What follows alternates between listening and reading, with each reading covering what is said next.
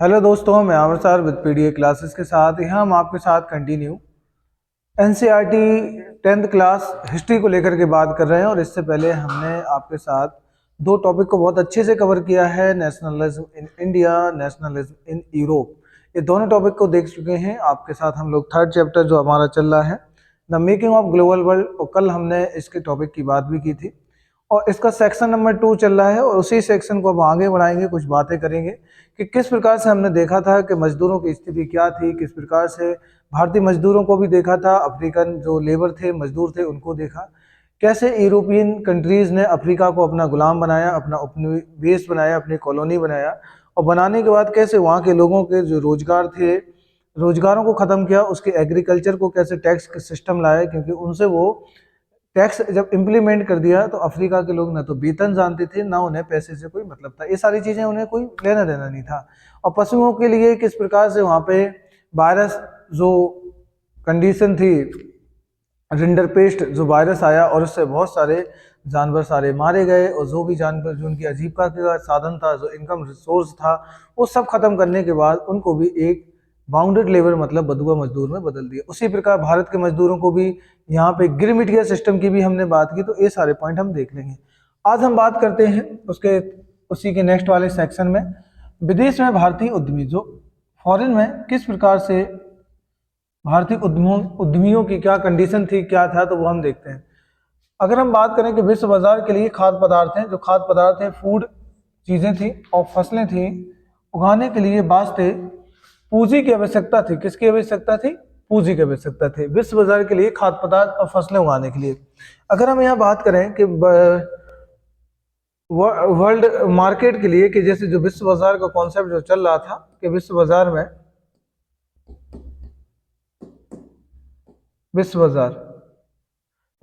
की यहाँ बात चल रही थी, जैसे इसमें एक आता है खाद्य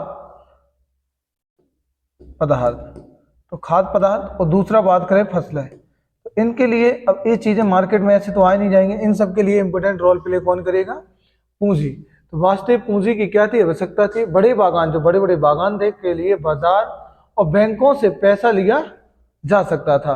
तो यहाँ क्या होता था कि जो बड़े बड़े बागान थे, जैसे चाय के बागान थे, कॉफ़ी के बागान थे, कोको बागान थे, तो इन सब के लिए क्या बाजार से और बैंकों से पैसा लिया जाता था। लेकिन छोटे मोटे किसानों का क्या होता है ऐसे में? तो वही हमें समझना है कि ऐसे में क्या थी। यहीं से सबसे इम्पोर्टेंट थी कि अब कंडीशन ये थी कि ये बड़े बड़े जो बागान थे, चाय के बागान थे, बड़ी बड़ी जो फैक्ट्री थी, मार्केट थे, वहाँ तो पैसा लिया जा सकता था। लेकिन सबसे बड़ी बात ये थी कि यहाँ पे जो छोटे किसान थे, जो यहाँ पे छोटे ग्रुप थे, तो यहाँ पे क्वेश्चन एराइज हो रहा है कि छोटे किसानों का क्या होता। तो वही हमें समझना है कि छोटी कंडीशन, जो छोटे किसान थे उनकी क्या थी। तो यहाँ पे यहीं से देसी साहूकार, इंपोर्टेंट ये लाइन ये याद रखना, और महाजन, तो ये दो कॉन्सेप्ट, दो मीनिंग, एक तो साहूकार, क्या बात की हमने, एक साहूकार और दूसरा महाजन। तो साहूकार और महाजन दृश्य में आते थे, जो एक कॉन्सेप्ट है, किस में आते थे? दृश्य में आते थे। कि आपने शिकारीपुर सराफ और नट्टी कोट्टई, तो यहाँ पे कुछ हैं लोग, जैसे कि शिकारीपुरी के सराफ लोग थे, सराफ मतलब जो ये लोग जिस प्रकार से साहूकार और महाजन, उसी प्रकार के नट्टी कोट्टई चिट्टियारों के बारे में सुना है। ये उन सारे बैंकरों और व्यापारियों में से थे जो मध्य और दक्षिण पूर्व एशिया में निर्यात उन्मुखी खेती के लिए कर्ज देते थे। तो ये क्या किसका काम करते थे? दक्षिण और एशिया में जो निर्यातमुखी खेती के लिए क्या करते थे? एक कर्ज देने का काम करते थे। तो इसमें कुछ ऐसे थे जैसे साहूकार है, महाजन है। उसी प्रकार साउथ में भी, जिसमें इसमें नाम लिखा है कि जो शिकारीपुरी के श्रॉफ थे, वो चेटियार लोग थे। ये लोग क्या करते थे? एक कर्ज देने का काम करते थे छोटे मोटे किसानों को। इसके लिए भी या तो अपनी जेब से पैसा लगाते थे, या फिर यूरोपियन बैंक से कर्जे लेते थे, और उनके पास दूर दूर तक पैसे पहुंचाने की एक व्यवस्थित पद्धति होती थी। यहाँ तक कि उन्होंने व्यवसाय संगठनों और क्रियाकलापों को देशी स्वरूप भी विकसित कर लिया था। तो व्यवसाय मतलब बिजनेस के किस प्रकार के ग्रुप थे, और उनको जैसे अगर कोई दूर दूर तक भी पैसा उनको भेजना होता था, तो वे पैसे भेज देते थे। किसके लिए? कर्ज के लिए। जो छोटे मोटे किसान थे, उनको एक किसान एग्रीकल्चर के लिए कर्ज देने का काम करते थे। अफ्रीका में यूरोपीय उपनिवेशों, जब यहाँ पे अफ्रीका में यूरोपियन कॉलोनियां डेवलप हुई, कि पीछे पीछे भारतीय व्यापारी महाजन भी जा पहुंचे। जब अफ्रीका में ये कॉन्सेप्ट हुआ कि वहाँ पे यूरोपियन कॉलोनियां लगाई गई, तो जो भारतीय व्यापारी थे, बिजनेसमैन थे और साहूकार थे, तो वो लोग भी यहाँ जा पहुंचे। हैदराबादी सिंधी व्यापारी, जो हैदराबाद के सिंधी व्यापारी थे, तो यूरोपियन बेस अपनी बेसों से भी आगे तक जा निकले। 80-60 के दशक में उन्होंने दुनिया भर के बंदरगाहों पर बड़े बड़े जो 86 के, जब यहाँ पे जो टाइम आता है, देखो तो हैदराबाद ही पहुंचे। 86 के दशक में उन्होंने दुनिया भर के बंदरगाहों पर बड़े बड़े एम्पोरियम खोल दिए। एम्पोरियम मतलब रहता है कि अपना मतलब एक कहते हैं ना, एक मतलब दूतावास टाइप का। तो बड़े बड़े पोर्टों पर एम्पोरियम खोल दिए, या दुकानों में सैलानियों को आकर्षक स्थानीय विदेशी चीजें मिलती थी। तो वही मतलब है, एम्पोरियम का मतलब हो गया कि दुकानें खोल दी कि यहाँ पे जो भी प्रोडक्ट है वो सारी इनकी जरूरत से के सामान रहते थे, जो नीडफुल चीजें होती थी, प्रोडक्ट होते, वो मिल जाते थे। लिखा है ना, दुकानें और सैलानियों को आकर्षक स्थानीय और विदेशी चीजें मिल जाती थी, लोकल भी मिल जाती थी, फॉरेन गुड्स भी मिल जाती थी। यह एक फलता फूलता कारोबार था, एक बिजनेस था, क्योंकि सुरक्षित और आरामदेह जलपोतों के आ जाने से सैलानियों की संख्या भी दिन दिन बढ़ने लगी। जो लोग यात्राएं करते थे उनकी भी संख्या दिन दिन बढ़ने लगी थी। तो इससे आपने जो देखा, ये वाला पैराग्राफ हमने बात की कि किस प्रकार से इस पैराग्राफ में कि भारतीय उद्यमी के उनका कैसा विकास हुआ, वो धीरे धीरे इसमें जो ग्रुप निकल के आए, जैसे कि इसमें साहूकार, महाजन, चेटियार लोग हैं, ये चीजें कैसे निकल गई, तो ये आप समझ गए होंगे। अब हम चलते हैं आगे, कुछ और पॉइंट की बात करते हैं आपके साथ। यहाँ पे देखो, देखिए अब करते हैं भारतीय व्यापार। तो भारतीय व्यापार, उपनिवेशवाद, कॉलोनियल सिस्टम और वैश्विक व्यवस्था, तो ये सिस्टम हम देखते हैं और इनकी हम अच्छे से बात करेंगे कि क्या क्या है और क्या नहीं है। भारत में पैदा होने वाली महीन कपास, इंपोर्टेंट ये समझो। भारत में पैदा होने वाली कौन सी कपास? महीन बारीक कपास का यूरोपीय देशों को निर्यात किया जाता था। औद्योगिकरण के बाद ब्रिटेन में भी कपास का उत्पादन बढ़ने लगा। और जब औद्योगिकरण हुआ, जब इंडस्ट्रियलाइजेशन आया, तो ब्रिटेन में कपास का उत्पादन बढ़ने लगा था। इसी कारण वहां के उद्योगपतियों ने सरकार पर दबाव डाला। यही हुआ कि क्या हुआ कि यहाँ पे कि महीन कपास का यूरोपीय देशों से निर्यात किया जाता था। अब यूरोपीय देशों से यहाँ से किस चीज का निर्यात हो रहा था? महीन कपास का। औद्योगिकरण, भारत में पैदा होने वाली, अब देखो इस जो महीन कपास है इसका प्रोडक्शन कहाँ हो रहा था? जो महीन कपास है इसका प्रोडक्शन हो रहा था इंडिया में। कहाँ पे हो रहा था? भारत में। तो इसमें वही लिखा है, ये समझना है कि महीन कपास, भारत में पैदा होने महीन कपास का यूरोपीय देशों को निर्यात किया जाता था। अब जो एक कपास थी, महीन कपास थी, किन कंट्रियों में भेज दी जाती थी? यूरोप को भेज दी जाती थी। अब यूरोपियन कंट्रियों में ये जाकर के भेज दी जाती थी। औद्योगिकरण के बाद ब्रिटेन में भी कपास का उत्पादन बढ़ने लगा। और जब यहाँ पे इंडस्ट्रियलाइजेशन आया, मतलब कि औद्योगिक कंडीशन आई, हुआ क्या? औद्योगिक टाइम आया, तो यहाँ पे क्या हुआ? जो कपास है, जो महीन कपास है, इसका क्या हो गया? उत्पादन बढ़ गया, मतलब प्रोडक्शन बढ़ने लगा। प्रोडक्शन का मतलब है कि उसकी डिमांड बढ़ने लगी, मांग बढ़ने लगी, तो उत्पादन बढ़ने लगा। तो इसी कारण वहां के उद्योगपतियों ने सरकार पर दबाव डाला, और जो वहां के इंडस्ट्रियलिस्ट थे, डाला कि यह कपास आयात पर रोक लगाए। क्या डाला? कि जो कपास का जो आयात का सिस्टम है उस पर रोक लगा, स्थानीय लोगों की रक्षा करें, और जो स्थानीय लोग उसको क्या करें? रक्षा करें। ठीक है, आगे देखते हैं। फलस्वरूप ब्रिटेन में आयातित ये चित्र ईस्ट इंडिया कंपनी की दुनिया भर में चलने वाले कार्यों का केंद्र यही था। तो एक इमेज बनाई गई है, ये बड़ी सी, और ईस्ट इंडिया कंपनी हाउस है। ईस्ट इंडिया कंपनी का जो मेन हाउस था वो ये दिखाया गया है। इसमें लिखा है कि ईस्ट इंडिया कंपनी की दुनिया पर चलने वाले कार्यों का केंद्र यही था। जो सेंटर पॉइंट था वो यही था, ये आप देख सकते हैं। अब हम बात करते हैं आगे। अब देखो क्या क्या चीजें हैं,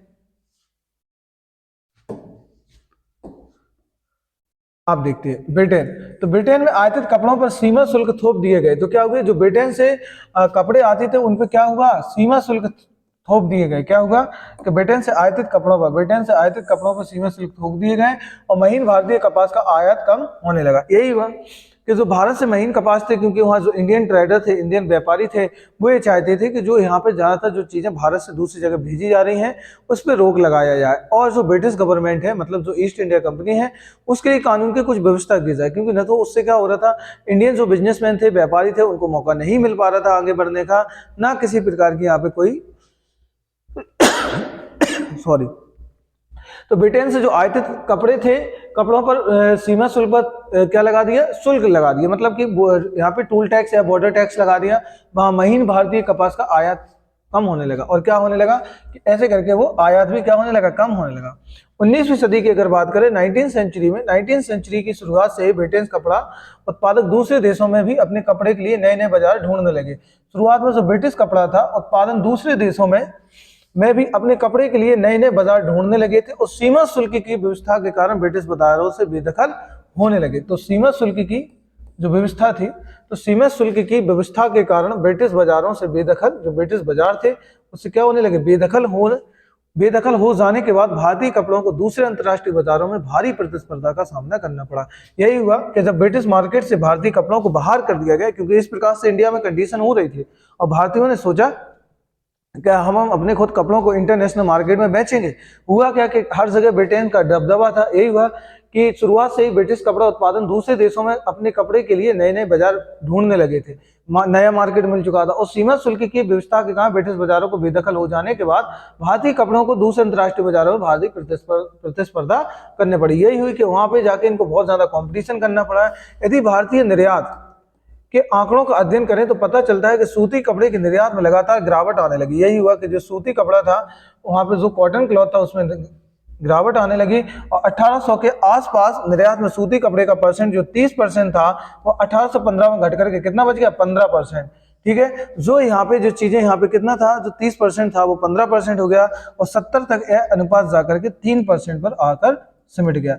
इसका इफेक्ट क्या हुआ था कि भारतीयों ने यहाँ पे क्या किया था कि जो वहां पर जो चीजें ब्रिटिश कपड़े पे आती थी उस पर टोल टैक्स लगा दिया, मतलब कि वहां पे सीमा शुल्क लगा दिया था, बॉर्डर टैक्स लगा दिया था, जिसका जाके उनका खामियाजा उनको यहाँ देखने को मिला। और उनका जो कॉटन क्लॉथ की इतनी ज्यादा डिमांड थी दूसरे कंट्रियों में जाकर के, और दूसरी बात थी कि ब्रिटिश कपड़े के मुकाबले ये लोग कॉम्पिटिशन भी नहीं कर पाए, क्योंकि ब्रिटिश जो बाजार कपड़ा जो होता था, ब्रिटिश जो कपड़ा जो रहता था, इंडियन कपड़े भारतीय कपड़े के मुकाबले काफी सस्ता होता था। वो ठीक है बेटर क्वालिटी नहीं थी, लेकिन बेटर क्वालिटी ना होने के बावजूद भी लेकिन ये मशीनों से बनता था और ये ज्यादातर कपड़ा हाथों से बनाए जाते थे, इसलिए इनकी कॉस्ट जो लागत होती थी वो ज्यादा पड़ती थी, ये ज्यादा थोड़ा सा महंगा हो जाता था।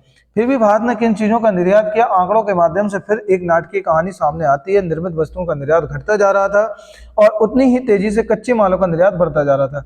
जो वस्तुएं हम लोग बना रहे थे वो उनका निर्यात घटता जा रहा था। ठीक है, दूसरे देशों में वो चीजें कम डिमांड की जा रही थी, लेकिन भारत में क्या था, जो कच्चा माल था, जो रॉ मटेरियल था, उसकी डिमांड दूसरे कंट्रियों में क्या हो रही थी, बढ़ती जा रही थी।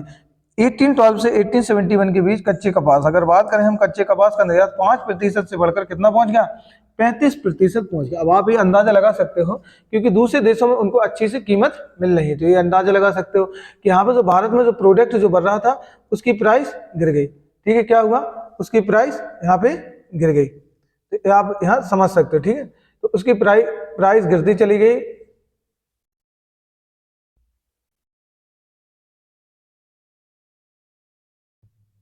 उसकी प्राइस गिरती चली गई, तो ये आप आइडिया लगा लेना। ठीक है, देख लेना। अब देखते हैं, इसमें लिखा है आपका कि सूरत और उसके साथ बहने वाली नदी को दूर से दिखाने वाला दृश्य। अब सूरत और किस प्रकार से 17वीं सदी के दौरान 18वीं सदी के शुरुआती सालों में सूरत पश्चिमी भारत से होने वाले समुद्री व्यापार का मुख्य केंद्र रहा है। यहाँ पे बता रहे हैं कि किस प्रकार से सूरत की एक कंडीशन दिखाई गई। सूरत यहाँ पे इन सारी चीजों, कपड़ा इंडस्ट्री में आज भी सूरत कपड़ा इंडस्ट्री में टॉप पर है। ठीक है, और बहुत ज्यादा है और उस टाइम पर भी सबसे ज्यादा था, क्योंकि अब आप देख सकते हैं कि भारत के जो कपड़ों का निर्यात हो रहा था वो किस प्रकार से चीजें कम होती चली गई। और यहाँ पे भारतीय जो कच्चा माल रॉ मटेरियल था, जिसमें कच्चा कपास का जो यहाँ पे परसेंट था वो 5% से बढ़कर कितना हो गया, 35% हो गया। तो आप ये देख लेना। ठीक है, ये मैंने बता दिया। अब चलते हैं हम आगे, प्रतिशत तक पहुंच गया, तो 5% से 35% तक पहुंच गया और कंडीशन ये रही कि बढ़ गया। और कपड़ों की रंगाई के लिए इस्तेमाल होने वाली नील का भी कई दशक तक बड़े पैमाने पर, क्या, इंडिगो, तो जो कपड़ों की रंगाई की जाती थी जिससे ब्लू कलर की, नील मतलब नीले रंग की, कई दशक तक बढ़ते पैमाने पर निर्यात होता रहा। जैसे कि आपने पिछले कक्षा में पढ़ा था कि 80-20 के दशक में चीन, जो चाइना है कि बड़ी मात्रा में अफीम, तो चाइना किस चीज का करता था, बड़ी मात्रा में अफीम का निर्यात किया जाने लगा था, क्योंकि चाइना दूसरे देशों को बहुत ज्यादा मात्रा में जो निर्यात करता था वो क्या करता था, निर्यात किस चीज का, वो करता था आपका अफीम का। कुछ समय तक भारतीय निर्यात में अफीम का भी हिस्सा ही सबसे ज्यादा रहा है और इस चीज में भारत को भी देखा जा सकता है कि कुछ समय के लिए भारत का भी हिस्सा इसमें रहा। ब्रिटेन की सरकार भारत में अफीम की खेती करवाती थी और उसे चीन को निर्यात कर देती थी। क्या होता था कि जो ब्रिटिश गवर्नमेंट थी वो भारत में क्या करवाती थी, अफीम की खेती करवाती थी और उसे चीन को निर्यात कर देती थी। अफीम के निर्यात से जो भी पैसा मिलता था उसके बदले चीन से ही चाय और दूसरे पदार्थों का आयात किया जाता था। तो हमने क्या देखा यहाँ पे कि अगर हम बात करें कि यहाँ पे किस प्रकार से ब्रिटेन की सरकार जो थी वो अफीम की खेती भारत में करवाती थी और फिर वो चीन को निर्यात कर देती थी, और फिर निर्यात करने के बाद जो पैसा वो कमाती थी, जो पैसा उसे मिलता था, उसके बदले वो चीन से चाय और दूसरे पदार्थों का आयात किया जाता था। वही बात है कि इसको जो जरूरत थी चाय और दूसरे पदार्थों का चीन से। अब जैसे मान लो कि अगर इसने क्या किया, जैसे चीन है, अब चीन के साथ यह क्या कर रहा है, व्यापार कर रहा है। इससे पहले इसने क्या किया, भारत को अपना हब बनाया व्यापार का, ट्रेडिंग पॉइंट का, और इसमें इसने की अफीम की खेती। और अफीम की खेती करने के बाद ये पूरा का पूरा अफीम किसको निर्यात कर दिया जाता था, सारा का सारा अफीम निर्यात कर दिया जाता था चाइना को। चाइना इसके बदले में क्या करता था, इस तरीके से चाइना से ब्रिटेन क्या मंगाता था, ब्रिटेन से मंगाता था या तो चाय मंगाता था, चाय, या फिर इम्पोर्टेंट रहेगा चाय मंगाता था, या दूसरे पदार्थ। तो जो दूसरे जरूरतमंद चीजें थी, दूसरे पदार्थों को ये चाइना से क्या कर लेता था, आयात कर लेता था, ठीक है, वहां से आयात कर लेता था। तो यह देख सकते हैं कि ब्रिटेन ने किस प्रकार से इंडिया को यहाँ मतलब अपना एक किस प्रकार से यहाँ बफर की तरह काम किया इंडिया ने, तो ये उसने ब्रिटेन ने चाइना के साथ। तो ये चीज आप समझ गए होंगे। 19वीं सेंचुरी में भारतीय बाजारों में ब्रिटिश औद्योगिक उत्पादन की बाढ़ ही आ गई, और भारतीय बाजारों में जो ब्रिटिश इंडस्ट्री के जो प्रोडक्ट थे उनकी पूरे भारत में क्या आ गई, बाढ़ से आ गई, फ्लड आ गया। भारत से ब्रिटेन से इस विश्व को भेजे जाने वाले खाद्यान्न और कच्चे माल की निर्यात में इजाफा हुआ। ब्रिटेन से जो माल भारत भेजा जाता था उसकी कीमत भारत के ब्रिटेन भेजे जाने वाले माल की कीमत से बहुत ज्यादा होती थी। जो माल ब्रिटेन से आता था भारत में, क्या लिखा, भारत से ब्रिटेन भेजे जाने वाले माल की कीमत बहुत ज्यादा होती थी। क्या होगा कि ब्रिटेन से जो माल भारत भेजा जाता था उसकी कीमत भारत से ब्रिटेन भेजे जाने वाले, जो भारत से ब्रिटेन से जो माल इंडिया भेजा जा रहा था उसकी कीमत भारत से जो ब्रिटेन भेजे जाने वाले माल की कीमत से बहुत ज्यादा थी। मतलब क्या बोल रहा है समझो यहाँ पे, जैसे ब्रिटेन से क्या होने लगा, अगर ब्रिटेन में कोई प्रोडक्ट, कोई माल बनाया जा रहा है, कोई प्रोडक्ट बनाया जा रहा है किसी प्रकार का, अगर ये प्रोडक्ट भारत से भेजा जा रहा है, अगर ये प्रोडक्ट भारत से भेजा जा रहा है कहाँ पे, ब्रिटेन, ठीक है, तो इसकी कीमत जो रहेगी, कीमत जो प्राइस रहेगी वो क्या रहेगी, कम रहेगी। तो इसकी जो प्राइस क्या होगी, बहुत ही कम होगी। और अगर यही प्रोडक्ट ब्रिटेन से कहाँ भेजा जा रहा है, भारत भेजा जा रहा है, अगर यही प्रोडक्ट पहले भारत से ब्रिटेन भेजा जा रहा है तो इसकी कीमत क्या रहेगी, कम रहेगी। और वही प्रोडक्ट ब्रिटेन से भारत भेजा जा रहा है तो इसकी कीमत क्या होगी, ज़्यादा होगी। क्योंकि क्या होता था, यहाँ से ज़्यादातर माल कहाँ, भारत से ब्रिटेन जो माल भेजा जाता था वो कौन सा, रॉ मटेरियल, मतलब कि कच्चा माल। तो कच्चा माल ज़्यादातर भेजा जाता था, रॉ मटेरियल भेजा जाता था, इसकी जो कीमत होती थी बहुत ही कम होती थी रॉ मटेरियल की।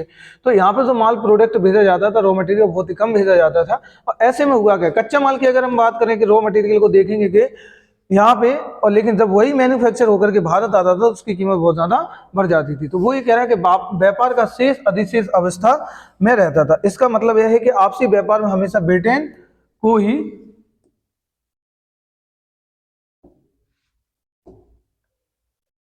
आपसी व्यवस्था हमेशा ब्रिटेन को ही फायदा रहता था। और इसमें होता था कि हमेशा प्रॉफिट में कौन रहता था, ब्रिटेन। ब्रिटेन के इस मुनाफे के सहारे दूसरे देशों के साथ होने वाले व्यापारिक घाटे की भरपाई भी कर लेता था। अगर उसको दूसरे देश में कहीं भी उसको नुकसान लग रहा है, अगर वो माइनस में हो रहा है, तो वो यहाँ से पूरी भरपाई कर लेता था। बहुपक्षीय बंदोबस्त ऐसे ही काम करता था। इसमें से एक देश के मुकाबले दूसरे देश को होने वाले घाटे की भरपाई किसी तीसरे देश के साथ व्यापार में मुनाफा कमाकर वो कर ली जाती थी। ब्रिटेन के घाटे की भरपाई में मदद देते हुए भारत ने 19वीं सदी की विश्व अर्थव्यवस्था का रूप तय करने में एक अहम भूमिका निभाई। क्योंकि जिस प्रकार से उसे दूसरे कॉन्टिनेंट या दूसरे देशों के साथ उसे माइनस हो रहा था, तो इसकी भरपाई वो इंडिया से कर लेता था। किससे कर रहा था, वो इंडिया से कर रहा था। ब्रिटेन के व्यापार से जो अधिशेष हासिल होता था उसे तथाकथित होम चार्जेस या देसी खर्चे क्या करता था, जो उसे एक्स्ट्रा चार्ज मिलता था उसे होम चार्जेस या देसी खर्चे का निपटारा होता था। इसके तहत ब्रिटानी अफसरों और व्यापारिक द्वारा अपने घर में भेजी गई निजी रकम, जो अपने घरों में वो निजी रकम जो भेजता था, भारतीय बाहरी कर्जे और ब्याज और भारत में काम कर चुके ब्रिटानी अफसरों की पेंशन शामिल होती थी। और जो भी ऑफिसर होते थे उनसे उनकी पेंशन और उनकी इस सैलरी वैली इनका काम हो जाता था। ठीक है, ये चीज़ है, बेसिक है। अभी सेक्शन अगला आ जाएगा, उससे पहले मैप समझ लो। ये मैप आपको सामने दिया हुआ है, इसकी हमें बात करनी है आपके साथ। एक सेकेंड, देखो ये आपके सामने जो मैप दिया है, ये मैप दिया है आपका किसका, ये आप बहुत अच्छे से समझ सकते हो। एक सेकंड में आपको दिखा दो।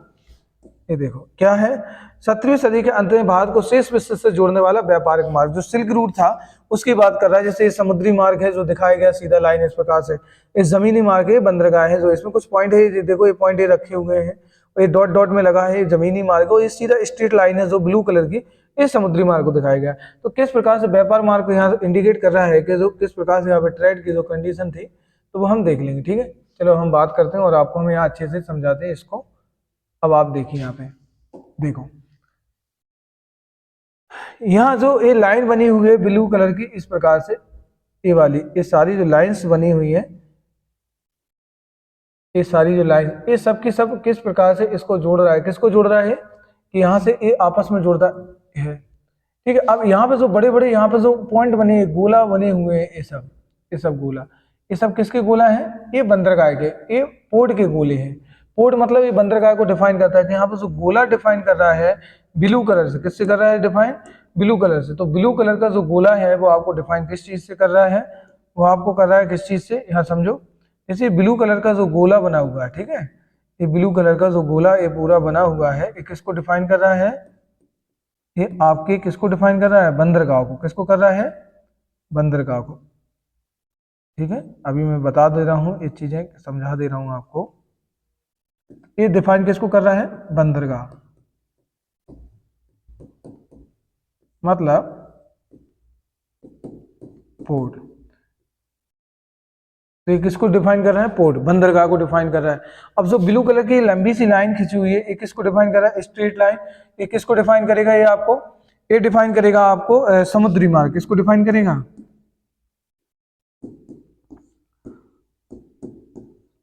समुद्री मार्ग। तो ये समुद्री मार्ग को डिफाइन करेगा। अब ये डॉट डॉट वाला जो दिख रहा है इस प्रकार से, ये किसको डिफाइन कर रहा है, जमीनी मार्ग,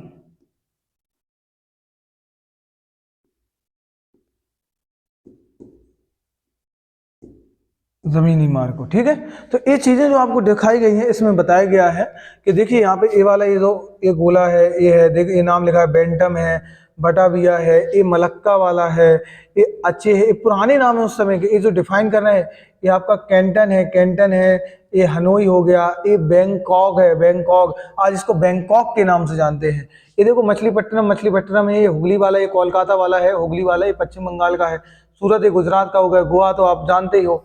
यहाँ कुछ बंदरगाह है, देखो यहाँ पे जैसे जो नाम लगा है जेड्डा है, जेड्डा को आज जेड्डा ही नाम से जानते हैं। ये वाला, ये माचा है, ये वाला माचा है। यहाँ पे कंट्री कौन सा, ओमान है। ये अलेक्जेंड्रिया है, आज इसको अलेक्जेंड्रिया के नाम से जानते हैं।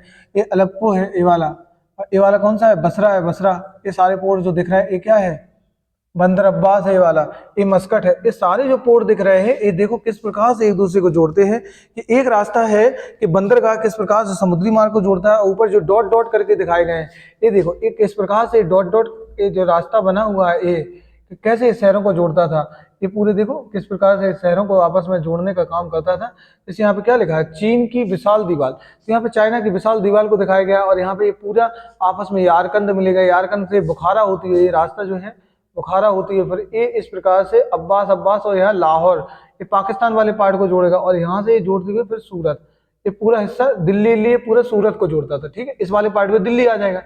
ठीक है, तो ये पूरा जोड़ेगा। इसके बाद ये जोड़ने के बाद फिर आगे जाएगा, इस प्रकार से बंदरगाह को जोड़ेगा। फिर ये बंदरगाह को अलेप्पो, ये कई शहरों को जोड़ती है आपस में। ये देखो कि किस प्रकार से 3 कॉन्टिनेंट को जोड़ रहा है। कौन कौन से कॉन्टिनेंट है, एक तो एशिया हो गया, एशिया से कनेक्शन देखो, एशिया। दूसरा हम बात करेंगे एशिया के बाद दूसरा हम देखेंगे तो यहाँ पे फिर यूरोप हो जाएगा। क्या हो जाएगा, यूरोप। तो यूरोप को कैसे देखो आपस में जोड़ने का काम कर रहा है। फिर हम तीसरे की बात करेंगे यूरोप के बाद, फिर क्या हो जाएगा, अफ्रीका। तो अफ्रीका को जोड़ने का काम कर रहा है। ठीक है, किसको जोड़ रहा है, अफ्रीका को। तो अफ्रीका को जोड़ने का काम कर रहा है। तो एक हो गया एशिया, दूसरा हो गया यूरोप, तीसरा हो गया अफ्रीका। तो ये तीनों कॉन्टिनेंट को कैसे आपस में ये रास्ता जोड़ने का काम कर रहा है। तो मैं आशा करता हूँ कि आप समझ गए होंगे। और इससे पहले भी मैंने आपको सिल्क रूट के बारे में बताया था, सिल्क रूट के बारे में चर्चा की थी, वही सिल्क रूट है। इसीलिए इसको बोलते हैं व्यापारिक मार्ग। क्या कहते हैं, व्यापारिक मार्ग। तो इसे बोलते हैं व्यापारिक मार्ग, मतलब कि जो रहता था ये सिल्क रूट है। और सिल्क रूट के 2 तरीके, जैसे इसमें मैंने एक बात की, एक तो समुद्री मार्ग, एक क्या है,